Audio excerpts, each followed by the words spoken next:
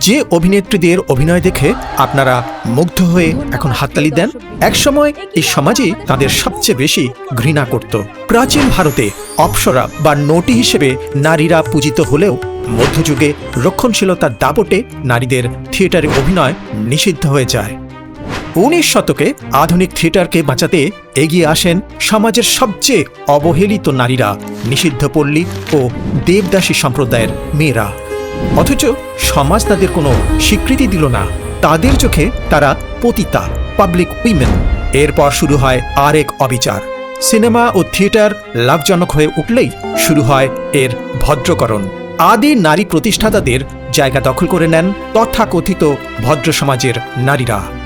ইতিহাসের পাতা থেকে মুছে ফেলা থিয়েটারের এই হারিয়ে যাওয়া রানীদের বেদনাময় গল্প বিস্তারিত জানতে নিচে দেওয়া লিঙ্কে ক্লিক করে দেখুন সম্পূর্ণ ভিডিও।